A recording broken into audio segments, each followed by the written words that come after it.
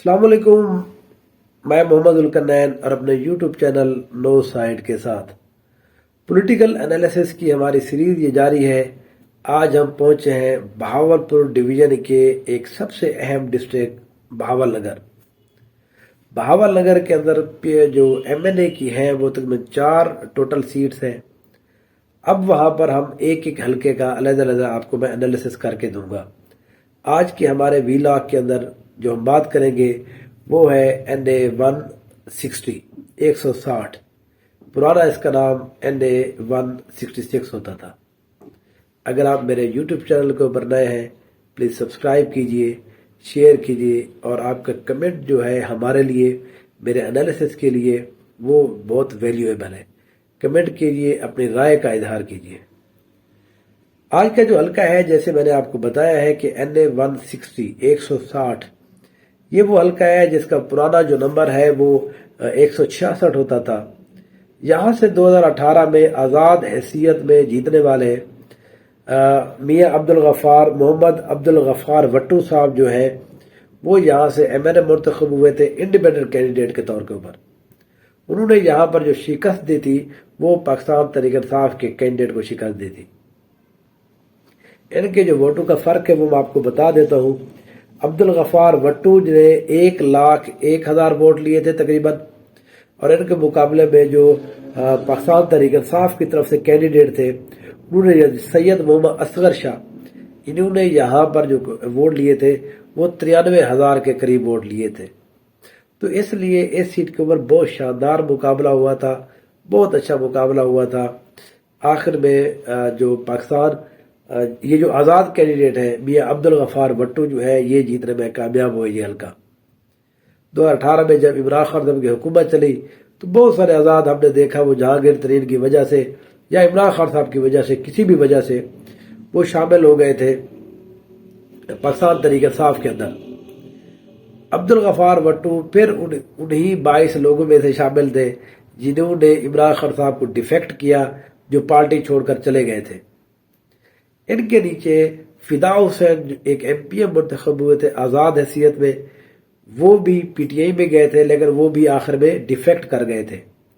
इनकी जो और विंग है PP 238 जो होती थी वहां से भी आज़ाद हैसियत में शौकत अली लालेका साहब थे, वो भी आज़ाद हैसियत में मुंतखब हुए, फिर वो PTI में चले गए थे लेकिन वो PTI के अंदर ही रहे, उन्होंने डिफेक्ट नहीं किया था। तो हमने फिर देखा 2022 के अंदर फिदा हुसैन PP 237 वाला जो हल्का है वहां पर दोबारा इलेक्शन हुआ था। ये जो वट्टू फैमिली है ये कलोका जो ये है ये जो ग्रुप है यहाँ पर ये बहुत मजबूत ग्रुप है इस सीट के ऊपर। तो इसलिए जो अब्दुल गफ्फार वट्टू है ये पहले भी यहाँ पर जीत चुके थे। ज़िमनी इलेक्शन जब PP 237 पर हुआ, हालांकि इमरान खान साहब की हमने देखा एक अच्छी वेव चल रही थी, उन्होंने 80% सीटें जीत ली, लेकिन ये वो वाहिद हल्का था, मैंने उस वक्त भी एनालिसिस करके बताया था कि ये वो सिर्फ वाहिद हल्का है जहां पर पाकिस्तान मुस्लिम लीग नून जो है वो आसानी से जीत जाएगी, और वैसे ही हुआ था जहां से वो जीत गई थी फिदा हुसैन साहब। अब यहाँ पर वो दायरा नून लीग में चले गए हैं। PTI की तरफ से दोबारा मोहम्मद असगर शाह साहब जो है यहाँ पर कैंडिडेट होंगे। ये जो MPA जहां पर मैंने आपको बताया PP 238 से बने थे शौकत अली लालेका साहब। शौकत अली लालेका साहब PTI के साथ रहे, उनके बेटे भी उनके साथ PTI पाकिस्तान तहरीक इंसाफ के अंदर रहे।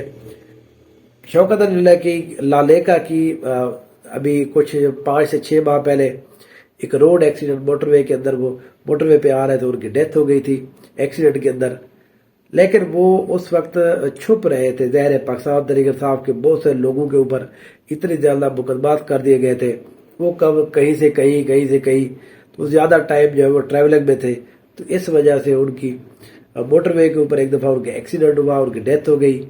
उनके बेटे जो है शौकत अली लालेका के, उन्होंने दोबारा से अपने बाप की सीट को संभाला हुआ है और उन्होंने ये अलग ऐलान जो कहा हुआ है कि वो पाकिस्तान तहरीक इंसाफ के टिकट के ऊपर इलेक्शन लड़ेंगे, उनका पूरा ग्रुप। तो इसलिए यहाँ पर अब जो MNA के कैंडिडेट है वो शौकत अली लालेका के ग्रुप से कोई बंदा हो सकता है, असगर शाह साहब को हो सकता है पाकिस्तान तहरीक इंसाफ दोबारा से टिकट जारी कर दे। ان کے اوپر بہت سارے مقدمات بنائے جا رہے ہیں، ان کو چھاپے مارے جا رہے ہیں، ان کے گروپ کے کچھ لوگ پکڑے بھی گئے ہیں اور ایک آدھ نے چھوڑ بھی دیا ہے، لیکن ابھی تک کے مطابق یہاں پر اصغر علی شاہ صاحب جو ہے وہ پاکستان تحریک انصاف کی طرف سے ٹکٹ ہولڈر ہوں گے، مسلم لیگ نون کی طرف سے دوبارہ سے میاں عبدالغفار وٹو جو پچھلی دفعہ آزاد حیثیت میں جیتے تھے، اس دفعہ یہ کموکا پوری جو کلوکا جو پورا وہ ہے گروپ ہے یہ چلا گیا ہے مسلم لیگ نون کے اندر۔ تو اس سیٹ کے اوپر بہرحال میں اب بھی کہہ سکتا ہوں کہ کیونکہ پی ٹی آئی کو ایک تو الیکشن کی کیمپین بہتر انداز میں نہیں کرنے دی جا رہی، دوسرا عبدالغفار وٹو جو ہے یہ جب پی ٹی آئی میں چلے گئے تھے انہوں نے وہاں سے بڑے فنڈ لیے، فدا حسین صاحب ہے یہ عثمان بزار سے بڑے فنڈ لیتے رہے ہیں، پھر اس کے بعد یہ نون لیگ میں چلے گئے، ان کو ادھر جا کے دوبارہ فنڈ ملے، تو 5 سال میں پورے کے پورے انجوائے کیا انہوں نے، چاہے تحریک انصاف کی گورنمنٹ رہی یا چاہے وہ مسلم لیگ نون کی گورنمنٹ رہی۔ تو اس لیے عبدالغفار وٹو جو ہے یہ جو پورا گروپ ہے، فدا حسین وٹو والا جو پورا جو گروپ ہے، میرا اپنا یہ خیال ہے اس سیٹ کے اوپر بھی اور ایم پی اے کی ایک سیٹ کے اوپر پی پی 237 کے اوپر بھی ان کی پوزیشن مضبوط ہے، یہ اس سیٹ کے اوپر الیکشن جیت جائیں گے۔ پاکستان تحریک انصاف اصغر شاہ صاحب کس طرح سے کمپیئر کرتے ہیں، 93,000 اچھے خاصے ووٹ تھے پچھلی دفعہ، اس دفعہ عمران خان صاحب کی کسی اور انداز میں ویو ہے، مہنگائی کی وجہ سے نون لیگ کے بڑے پرابلم رہے ہیں، مہنگائی زیادہ ہو گئی ہے اور بھی بڑے نیشنل لیول کو بہت زیادہ مسائل ہے، تو وہ سارا کا سارا جو ڈسکریڈٹ ہے وہ عبدالغفار وٹو کے بہرحال حق میں مخالفت میں جائے گا، لیکن بہرحال یہ پھر بھی میں کہوں گا کہ 5-4-3 ہزار ووٹوں سے عبدالغفار وٹو کی پوزیشن جہاں پر کچھ بہتر ہے۔ اصغر شاہ صاحب آتے ہیں، کیسے کمپیئر کرتے ہیں، ٹکٹ کسی اور کو ملتا ہے، شوکت علی لالیکا جو ہے وہ اپنا جو پی ٹی آئی کے ساتھ وفاداری ہے اس کے بیٹے وہ اس کو کس طرح سے کیچ کراتے ہیں، لوگ اس کو کہاں کس انداز میں یہاں پر لیتے ہیں، کیا وہ ووٹر کو یہاں پر موبلائز کر پاتے ہیں، تو یہ ساری چیزیں پھر ظاہر ہے بہت ساری چیزیں ہوتی ہیں جو الیکشن کے آخری 2-3-4 دنوں کے لیے امپارٹنٹ ہوتی ہے۔ ابھی تک کے مطابق یہاں پر مسلم لیگ نون کے محمد عبدالغفار وٹو جو ہے وہ یہاں پر ایک وننگ پوزیشن کے اندر موجود ہے، بعد میں اگر کوئی تبدیلی آ گئی انشاءاللہ آپ سے بات ہوگی۔ Thank you so